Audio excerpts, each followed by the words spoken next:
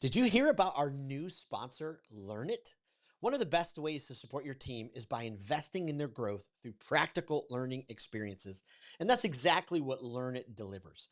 Their short, live workshops focus on the essential human skills we all need, like empowering others, managing change, and team collaboration. As a Speak with People listener, you get a free 45-day trial for up to 20 people. Start today by heading to learnit.com/speakwithpeople or click the link in the show notes and start your journey to investing in providing great growth for your team. Welcome to the Speak with People podcast, where we believe that healthy communication is the key to unlocking your leadership potential. We are the go-to resource for leaders looking to greatly improve their communication skills, whether it's one-on-one interactions, team settings, public speaking, or digital communication. By improving these skills, leaders can create stronger connections and drive positive change within their organizations. Each and every episode, we sit down with experts from various fields from around the world, just like you're grabbing a coffee with them, to dive into real, practical conversations. Our goal is to help you transform your communication skills so you can lead more effectively, build stronger relationships, and make a lasting impact. So go grab your favorite drink, settle in, and let's learn together. Well, have you ever wondered why some leaders inspire kind of this lasting loyalty and impact while others struggle to gain influence? Well, here's the secret. Before you can effectively lead others, you've got to learn how to lead yourself. And that's exactly what we're talking today with. I've been looking forward to this episode for a long time. We are interviewing and talking with Mike Kelly. He is a financial strategist, leadership coach, has an incredible book, and I cannot wait to dive into this episode. Mike, thank you so much for being on this episode. Jason, you are very welcome. Thank you for having me. I look forward to our conversation today. Well, we've gone back and forth. I had to reschedule, and then we've had some tech problems. And sometimes I find with some of the roadblocks in the way, the final result is pretty incredible. Well, yeah, I am learning more and more that you have to expect the unexpected and continue to move forward, right? Resistance is part of the journey, Ooh, but we're here. resistance is part of the journey. Well, hey, before we hop into the conversation, diving more into that, as your book, why don't you give us a little bit into your story, who you are, what you do, what's kind of got you to this place? Yes, well, again, Mike Kelly. I live in Cincinnati, Ohio, originally from South Carolina. I've been in Cincinnati for quite some time. I am a certified financial planner, run my own firm, Kelly Financial Planning. We do hourly fee only financial planning and advice. Don't sell products, don't receive commissions from brokerage houses and companies, no assets under management. We just build life and financial plans for our clients. So I'm a registered life planner as well, in addition to being an executive coach. I also partner with my wife in a company called Right Path Enterprises, where we help people get on the right path.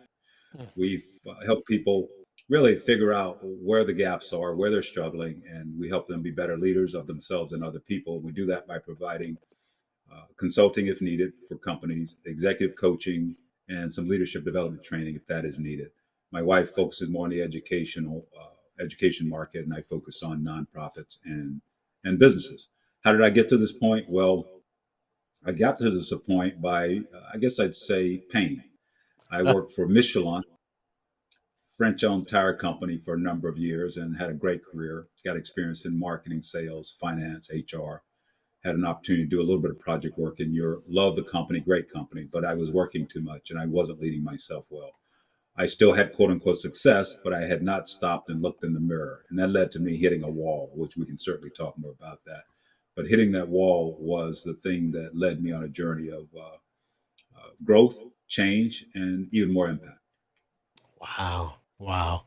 So we'll clip this specifically and we'll send it to your wife, but on a scale of 1 to 10, 10 being the greatest ever, what's it like working with your wife?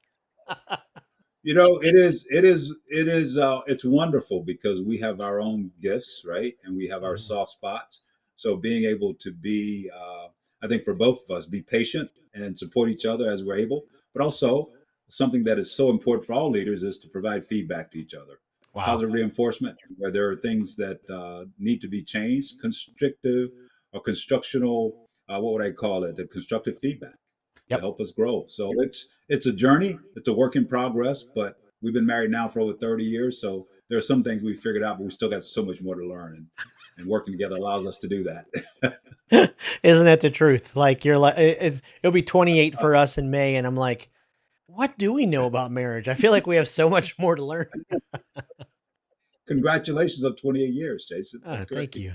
Thank you. Yeah, my parents have been they passed 50, and then my in-laws passed 50, and so I'm like, wow, we've got some good examples there, and so it's pretty amazing. And my wife works with me as well with Speak with People, so it has been a riot and has helped us learn how to communicate at a whole different level.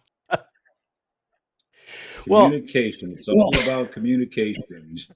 And listening's a big part of that communication. yes, absolutely. Before we hop into some of these questions specifically about the self leadership, I wanted to circle back to what you just said there about you spent a long time with an organization, got to a place where you experienced some pain and some burnout, and it maybe set you on a new path. What for our listeners, I know that probably intrigued them as well. What were some of the flags that you saw, when you were getting to that, like, ooh, this is not, I know this is not going in a right direction. Well, I would say primarily I was number one, part of it was working too much. I was Mm, working, I don't know, 14, 16 hours a day some days. I wasn't, and this led to, I loved what I did, but it was all consuming. So what happened during that period was I started to gain weight. I gained like 30 pounds. I wasn't sleeping well. I wasn't a very good husband. I wasn't a very good boss, but the people who reported to me, they would not tell me that mm, because, as you know, well, and many of your listeners know, the higher you go up in an organization, the more influence, authority that you get, the more people tell you what they think you want to hear rather than what you really need to hear. And I was also somewhat of a micromanager during that time, trying to do everything, and that was part of the working all those hours. So I needed to empower and trust my people more. I wasn't going to church. I mean, I can go on and on and on. But sure. over that during that period of time, I started to have headaches, couldn't sleep. And one day I was sitting at my desk and I thought, I just can't take this. So I jumped up and went to the doctor. My head was pounding. The doctor gave me some things to help me sleep, and he gave me some other medication to help with the headaches. So I took those things, but it really didn't help me very much. Mm, And this went on. So I ended up going back to the doctor two or three more times. And finally, he said to me, and it was a guy at that point, he said, "Hey, we need to scan your head to make sure you don't have any serious medical things going on." So they did, and they wow. scanned my head. They got the results back, and my head was empty. Is what I like to say. Literally, there was nothing there, but it was a good thing. There was nothing serious. But he said to me, from a medical standpoint, he said, "You are under severe stress, headed towards depression," Wow. and he said, "You need to change your life."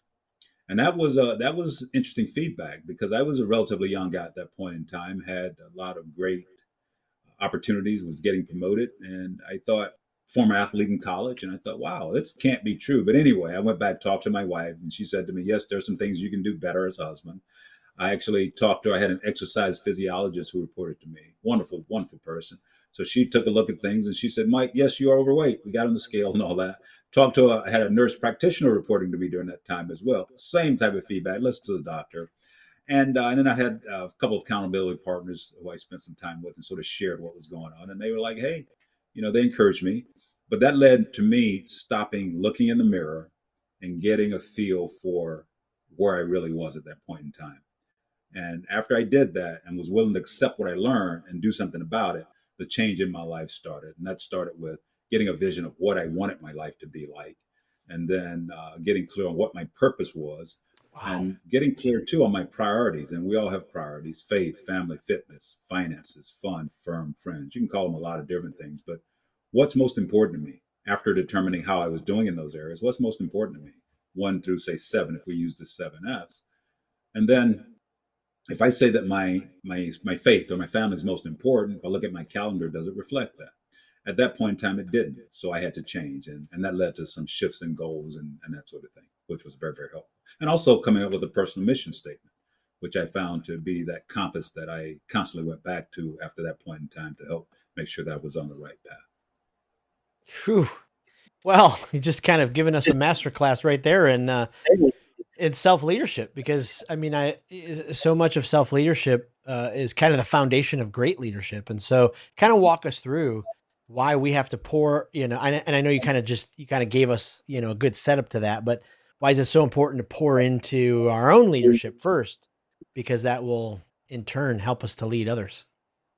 Yeah. Philip Massinger says, he's a dramatist, he says that he that would govern others must first be master of him or herself. And what that means is that we've got to work on ourselves to the point where we earn trust. We're able to develop a level of respect within organizations so that people are willing to work with us as opposed to quitting and staying on the payroll.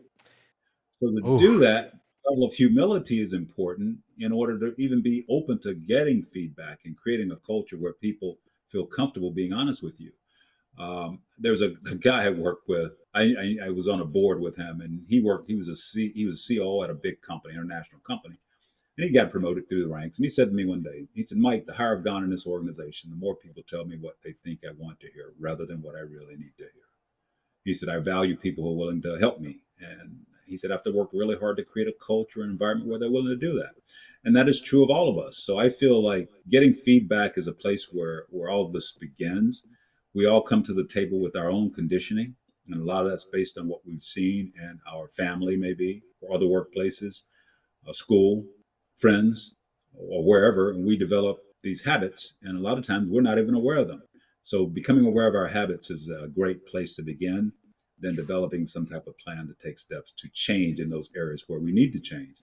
There are also some areas where we're doing quite well, and we want to do more of that. But stopping and becoming self-aware is important, but we can't do that alone. And sometimes it even takes getting help, hiring a coach or an advisor or someone who can help speak into our lives and hold us accountable. Accountability is really, really important. And there's so many other things we can do there, but I do feel that it all starts with getting clear on where we are and mm, then start through where do we want to go and what will it take to get there. One other thing I'll share, Jason, too, is in our culture, success is something that very few of us consciously define for ourselves. mm, Often that definition is based on something that I've learned to think of as the 5 P's: pleasure, prosperity, power, prestige, and position. And I have found that if that is the only definition that a person has of success, and those things in and of themselves aren't bad, but if that's what success is solely for us, it can lead us down a path that we might not want to travel. So stopping and getting clear on what success means for us individually, and in many ways collectively, is a great step as well, in my wow. opinion. Yeah. Wow. Go back. You mentioned you played sports in college. What sport did you play? I played basketball in college at Mars Hill University, right outside of Asheville, North Carolina. I'm on the board there now, so I get to serve other young people who are like me. But I spent 4 years there, enjoyed it very much, and was blessed and fortunate to have the opportunity to go in the Hall of Fame and at the university and also for the conference. So that was a nice thing. Wow. That's exciting. Uh, you talk about self perception. How does that impact the way that, I mean, we see ourselves, we see others, others see us? Why is self perception so important?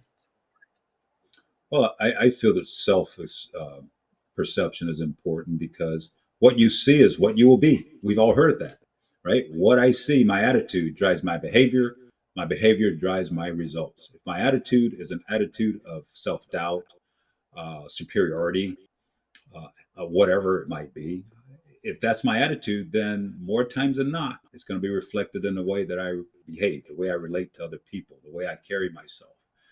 And then that's going to impact our results. One example might be, and I was just having this conversation with my wife. We were talking last night about public speaking. If I believe my perception is that I am not a public speaker, I cannot speak publicly. One of the greatest fears that we all have, I'm not going to be a great public speaker. I'm going to struggle with that until I overcome that fear or that perception. Overcoming it will entail shifting my attitude to believe that I can be a public speaker, then doing something about it. So my behavior will change. And then ultimately, over time, it's not going to happen right away, but my results will change. I will become a better public speaker, more comfortable in speaking to others. That is also true from a leadership standpoint. If I see myself as a leader who is all knowing, I'm domineering, I'm not humble at all. Well, that's going to be reflected in my behavior. And I will tell you, it will impact our results. People don't respond very well to that. So we have to the self perception things, we have to figure out what that is. And there is one that we have and we see ourselves, but it's even more powerful if we can get that validated, or if it's not actually correct, get an understanding of that through other people. And that can help us then make sure we have the right self perception. Wow. Wow. It's so In important. my opinion, it's my humble opinion here I'm sharing. Of course. Yeah. I love that. You talk about public speaking. It is amazing how powerful, I mean, words create, right? And so I coach many leaders who, they want to be able to speak in front of a group. They want to improve their sales presentations. They want to, but the first thing out of their mouth is, I'm not very good at this. I don't know how, I mean, it's just like you're speaking it into existence from second one. And we do that with so many different things in our life. It's just astounding sometimes. I agree with you. I agree with you. And another thing that impacts us oftentimes is, again, it gets back to the conditioning piece, the people that we're around. If you're around a bunch of growth people with a growth mindset, they're looking to change, they're looking to grow, looking to help each other, that's going to impact you. If you're around a bunch of people who are naysayers, they're constantly saying what can't be done, that's going to impact you as well. And we've all heard the thought that if you want to know where you're going to be in 5 years, take a look at the people you're around and the books you read. I believe that there's a level of truth to that. I know it was in my life, and it has been and continues to be. Yeah. Wow. Wow. Yeah, that's powerful. Are there any other mental roadblocks that hold leaders back from, getting to that place where, we've defined success, but now we're really starting to experiencing it? Yeah. I feel that mission statement, and I mentioned this briefly, Yeah. is powerful. You think of most organizations out there, large company, a lot of small companies have mission statements as well. But when it comes to for individual lives as leaders, most of us don't have them.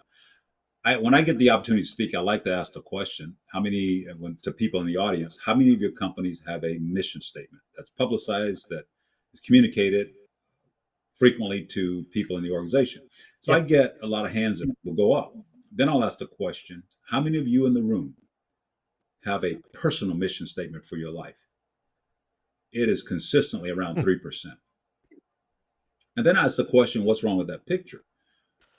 And it leads to this discussion around what we're talking about here, the importance of getting clear on where you're going. So, in my opinion, Jason, vision, when you think about the word vision, it's what we want to see, what we want to be. Purpose is my why. And mission is how do I get there? So, if I've got a mission statement, and I'll share my mission statement, which is to use my God given leadership and financial skills to help my family and others grow to become all they're designed to be while continuing to grow myself. Wow. So when I set goals, my goals are aligned with that mission statement, and my action steps are aligned with it as well. And it allows me to move in a way that's more purposeful, and it's also more fun. When it gets hard, it's more fun because I can go back to my mission. And another thing that I will share too is knowing how to set goals. When we set goals, we often make sure that most of us who set goals, we say, okay, I'm going to set a SMART goal. So you write down a SMART goal: specific, measurable, attainable, realistic, time bound. Well, the work is just beginning, in my opinion. We also need to think through what are the benefits of achieving this goal and the losses to be avoided. So you write those things down. And then another great step to help us move forward, because a lot of this then is about taking steps to move ourselves forward, is okay, what are some of the obstacles to me achieving this goal? So you write the one column that says obstacles, and then another column that says solutions. You Yep. write all the obstacles to me being a public speaker, for example. We just spoke about that in one column. Then what are solutions to each one of those obstacles in the next column? So that gives you something to focus on because obstacles are going to occur and allows you to then think through and move through those things. And then you think through, okay, what steps do I need to take? And you write those down by when and who's going to hold me accountable. And that is a great process to follow when it comes to like taking action and moving forward. Then lastly, I'll say believing that you can do it. We were talking about self-perception and belief and attitude and that sort of thing. Affirmations, visualization, positive statements. I can, I am a great public speaker. I am a strong leader of people. I am a great communicator. And then visualize that, maybe get a picture or something that shows you speaking to a group or someone else that you might want to emulate and put that out there. But then also thinking through who's going to hold me accountable for that. Maybe I should hire Jason or someone else to be that accountability partner to help me move forward and achieve these goals. And then one of the things that is so important I've learned as you do these things and you move forward and you have a level of success is to celebrate that, which is an Mm. area that I continue to work on because I'm a guy who likes to accomplish something and then move on to the next thing. But I'm working harder at celebrating things that are I consider successes because Wow. that gives me the fuel, the energy that I need to move on to other, maybe more challenging things in my life. Yeah, yeah, it's so interesting. Sometimes leaders, we do some of the hard work, we put in the long hours, we achieve what we wanted to, and then we don't really take time to celebrate. We don't really take time to say, "Wow, I'm grateful for that all coming together." We just move on so quick, and that celebration process is so important. Yeah. What do you think holds us back, Jason? Oh goodness, I think many of us are fighting our perceived thoughts of how the world thinks, or how other people think, um, how they want us to fail. And I think sometimes in our own mind, it's only a tiny percentage of the people out there really do want us to fail, and so we hear all these negative thoughts and it just stunts us. Or you know we just get too wrapped up in that success for a second, that we're like, okay, this was only the tip. Let's just keep going. And then we kind of start using that word someday. Someday I'll slow down. Someday I'll celebrate. Someday I'll take the time. And yeah, uh, we probably all have experienced some pretty potentially negative some days. Yes. Oh, yes, yes. And that was part of my story that I shared. And that in and of itself should have helped me understand the power of celebrating success. But, I still learn. And I still, and now one of the things I'm doing is setting a goal. Once I achieve this, I'm going to add that I'm going to celebrate this way. Dinner with my Wow. wife, taking a vacation, or just something simple that is I consider celebration, and that then it's in front of me now. And if I let someone know that I'm looking to do this and give them permission to hold me accountable, it's happening more. But I'm having to almost set up a system to help me celebrate success. But it's well worth it. That's right. I ask a lot of leaders this on the podcast because it's always fascinating to hear. But you talked about some habits earlier. What are there some daily habits, weekly habits that are just non-negotiable for you that have helped you, step into leading the way you want to? Yes, there are. I'll share a couple of things. One is planning. So I use something called a My Time Planner. I have my cell phone and all those things with all the tools in it. But I use something called a My Time Planner, MYTYME planner, and that's something that Leadership Management Incorporated actually produces. Paul Meyer company out of Texas. But I use that every day, and I will write down my goals. So for the month, I'll write down my goals for the month in the areas of personal and business. So I write those goals out and I will then, for the month, each day, what do I want to accomplish today? So I write those down, those things that are imperative and those things that are, they're not as high a priority. but things I want to get done.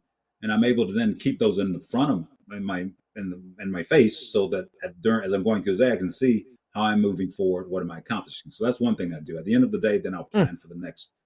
And that's been really helpful because I'm intentional. I can kind of see where I'm going and also how I'm using my time. There is a Lewis Carroll quote, I think it was Lewis Carroll, who said, "Time is the coin of your life.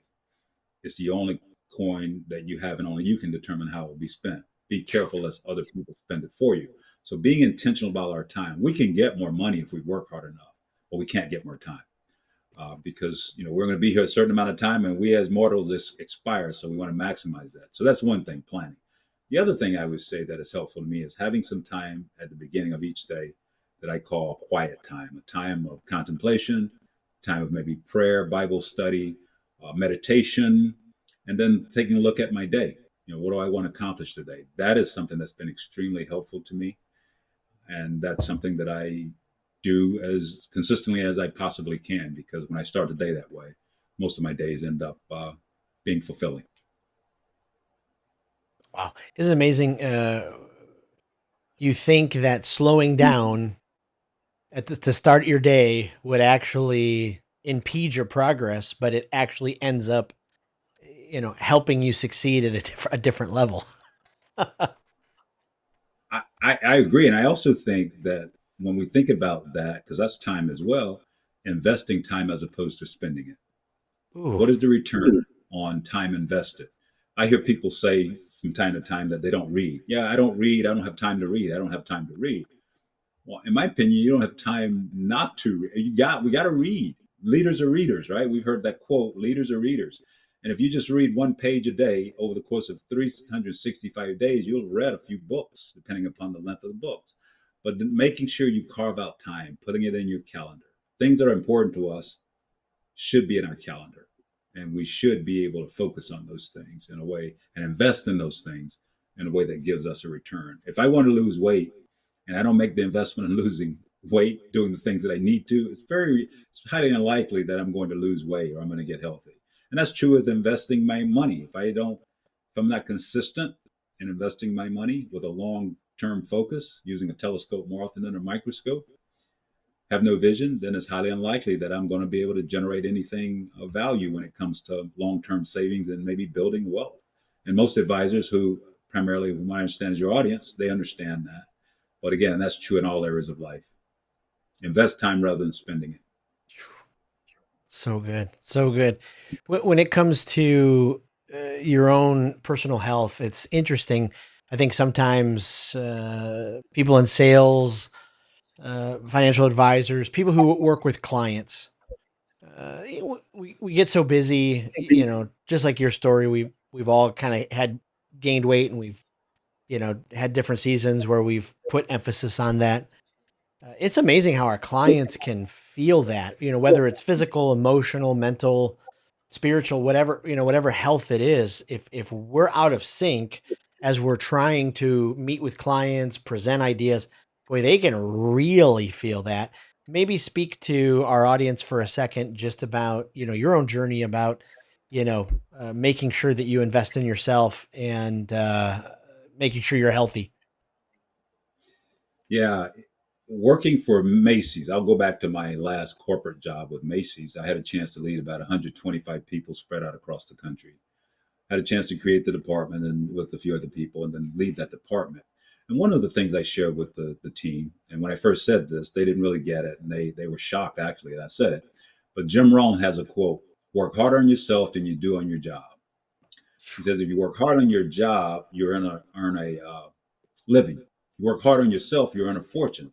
And that fortune is not necessarily just money, it can be joy and peace of mind. If I am not healthy, it makes it very difficult for me to be any good to anyone else, right? I mean, if I can't get up and walk around, if I can't concentrate, if I don't have the energy necessary to accomplish basic tasks, it's going to be very difficult for me to really focus on other people. So one of the things that we did, and one of the things that I do is you focus on those things that are important. And health is certainly one of those, not just your physical health, but your mental health. And that's where taking some of these breaks come in. But also financially, you want to make sure that you're okay because what you see so often in various organizations is people, they are afraid because many times they can't miss a pay. They don't feel they can miss a paycheck without being in dire straits. So they do whatever is told, and they're very unwilling to be innovative and create because they don't want to make a mistake, and that's a problem. So by looking at all those areas and then being intentional about addressing any shortfalls that you have in those areas, having a plan, that's where life planning comes in. Planning your life so that you realize what's most important to you, and you're able then to focus on those things so that you can live a life that's meaningful and that is a life that you deserve to live, and achieve the goals and dreams that you have. So I just think that making these things priorities, and not just making them priorities, but doing something about them, will pay dividends. And you're right. When you're with people, they can feel your spirit. They can see whether or not you are the real deal, that you are actually doing what you're telling them to do.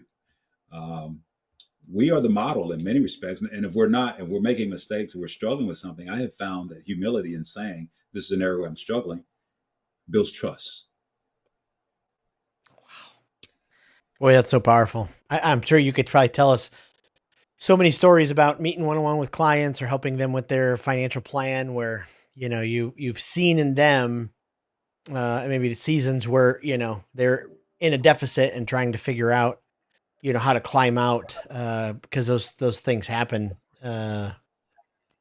all the time. And being able to help them is just powerful. Yes. Well, being with them and being able to ask the questions and listen with energy, empathy, and emotion means a lot. Yeah. But that takes, again, what we've talked about, slowing down, getting out of my own head, and being with people. And I found when you do that, you learn a lot of things. And a lot of times, that's all people need is for someone to listen. But then there may be times when they need someone to help them figure out what matters most. That's where I'll go back to George Kinder's life planning process. There's a question that he has that he's got three questions. But the first question is, for example, say you were financially secure, all of your financial needs were taken care of now and into the future. What would you do with your life? Would you change anything? Let yourself go. Design the life that's richly yours. That's richly yours. And that conversation goes on, and there are additional questions in the structured interview process that gets to the point where you ask a person, what if you only had 24 hours left to live? What would you do with the time you have remaining? What will you miss doing, being, or seeing? So you get people to slow down and think, and then we develop a plan to work through some of these challenges that you might have in your life, be they from a life standpoint or ultimately financial. But building a financial plan without getting clear on where people are in a lot of cases doesn't allow them to get the return on investment that they deserve, in my opinion. Because you can have all the money in the world but still be broke. Wow. Wow. You, Mike, you've given us like, I've written down a page of notes here, probably 15 of those incredible one liners that, to just stunt you for a second. You're like, wow, yeah, that kind of wisdom, just hits you. Cause you're like, okay, you're right. That's so many people that are in that process. As you talk about the listening standpoint, I was in Boston a few weeks ago working with a group of advisors from Citizens. And there's a young guy, 25 years old, first, kind of real full-time job, just passed, as all the certifications that are needed. And I have a 25-year-old, so it was really fascinating, listening. And he said a couple of things. He said, when I meet with old people, like people your age, as he looked at me, uh, he said, they just don't want to listen. I have so much to tell them about their finances, but so this is, as we were talking about listening skills, I was like, okay, well, let's take a step back for a minute, like how much of the listening did you do? Did you hear their story? Did you hear their dreams? And, and he's like, oh, That's so funny. That's so. As you're talking, I'm thinking about another quote. I love quotes. Doug Larson said, "Wisdom is the reward you get for a lifetime of listening when you would Mm. have preferred to talk." Wow. that to me is a profound quote because it is so true in my life. As I think about my life, Jason, a lot of what I've learned has come from listening to other people who are older, wiser, some even younger. Reverse mentoring Yep. has been so helpful to me because you can't know everything. And when you're working with someone else and you're looking to help them, especially for us as advisors, we got to really focus on what matters most to the client. We've got to be objective. We got to be client focused. And it's hard to be that if it's all about Mike Oof. getting what he's after. And as a salesperson, you understand in sales, Yep. it's really about the client. You got to listen to the client before you can actually propose anything. Wow. Wow. Speak for a second to the leader listening who is like, okay, Mike, I get it. I understand I need to do these things, but I've taken too many punches. You know, business isn't going well. The failure after failure, and they're just trying to climb out of the hole so they can lead themselves. Maybe speak some encouragement to them. Yeah. Well, that was Mike Kelly, and we started out by talking a little bit about that, and I've been there a couple times. I would say, as Ella Fitzgerald said, it's not where you've been, it's where you're going that counts. Where we've been has made us who we are, but we can't just rest in that. The good and the bad are complementary. They've helped us become the people we are. That's where having a vision of your future.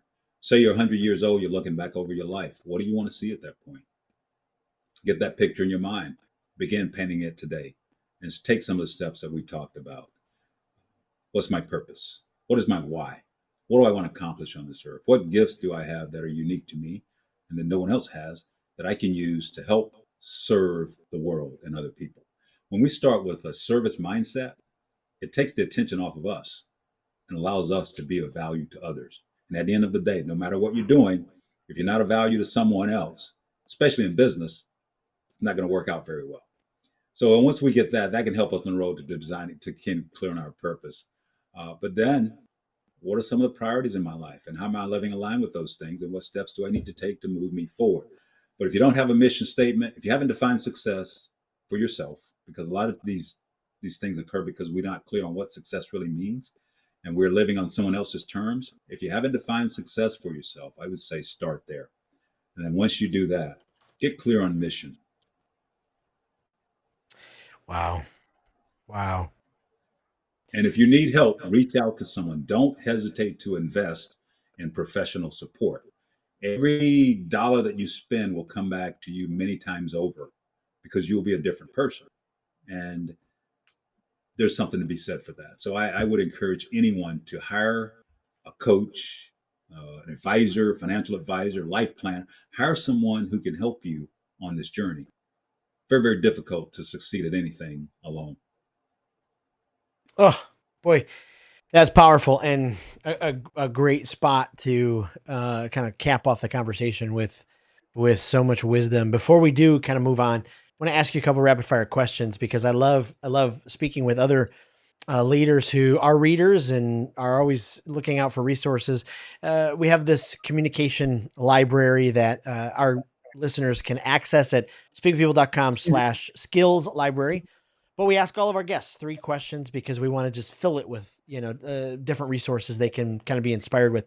Is there a speaker, somebody that every time you hear them, you just, they fill you up. They check off the boxes. You can't wait to recommend them to someone else. That would be Jim Rohn. I've heard him speak a number of times. He's gone on now, but his a lot of his talks have been sort of cataloged, and you can find them out there. But he's a guy that I really enjoy speaking. Just a humble humility is important to me. Some of the best leaders I've been around are humble, and I found him to be a humble man with great wisdom, and the way he shared it sort of drew me in. So I really would say Jim Rohn to that question. Boy, I love that. If you're a podcast listener, is there one that you continue to go back to? Either guilty pleasure, you just love the crime podcast or whatever it is, or is there a development podcast that you just keep coming back to that you highly recommend? From a podcast standpoint, I listen to podcasts, a lot of them widely. And if I were to say one podcast, what would that be?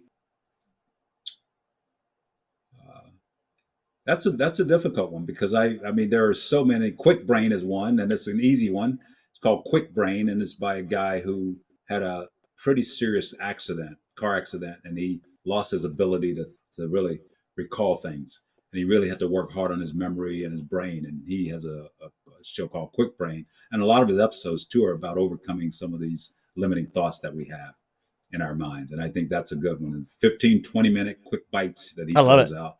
A really nice podcast. I love that. And then lastly, is there a book you run into somebody, they're going to a desert island, they can only take one book? What's that leadership book that you say, you got to make sure you read this? Well, I would put my own book out there, Leaderfluence: Secrets of Leadership Essential to Effectively Leading Yourself and Positively Influencing Others. So that would be one. But I would, there was a book, Rabbi Daniel Lapin. It's called Thou Shalt Prosper. It's a really interesting book. He's a rabbi, and he talks about a lot of his Jewish culture, but it's a really good book. Leadership, finance, relationships, Thou Shalt Prosper. I've read that book multiple times. Oh, I love it. I love it. We'll put those all in the communication skills library. Where is the best place we can go and make sure we find information about you, your book, your resources, all of that kind of stuff? Yes, you can go to kellyfinancialplanning.com. That's one place. And then Right Path Enterprises, RIGHT pathenterprises.com. And I'm active on LinkedIn, fairly active. You can find me there. And also on Facebook to a lesser degree, but LinkedIn or my websites, you can find me. And if someone wants to connect on the Kelly Financial Planning website, you can set up time to chat. And Oh, the I love book, that. Leaderfluence can be ordered can be accessed from either site or Amazon. Wonderful. And we'll make sure we put that in the show notes. We'll put that in the Facebook group, all of our emails and resources, because we want to make sure we help you get that in as many hands as possible. Mike, this was phenomenal. Thank you for sharing your wisdom. Thank you for being so generous with your time and the expertise you've learned from life, and just appreciate your encouragement today. Jason, you're very welcome. Thank you again for having me, and thank you for the wonderful work that you're doing out there to help make many in our industry better leaders, and also people beyond our industry better leaders. So thank you for all that you're doing. It matters. Thanks for tuning in to today's episode of the Speak with People podcast. It means the world to us when you share this episode. Thanks for liking, subscribing, or following the podcast. That really does help the podcast get into more ears and into more leaders listening. Also, don't forget, we have 2 exciting resources for you. The first is go to Facebook and join the speakers group. This is a community designed for leaders who want to grow their communication skills. Also, go to speakwithpeople.com/skills library to access the communication skills library. It is an online resource chock filled with resources that will inspire you and transform you and grow your communication skills. Thanks again for being a part of the listening community. We cannot wait for the next episode.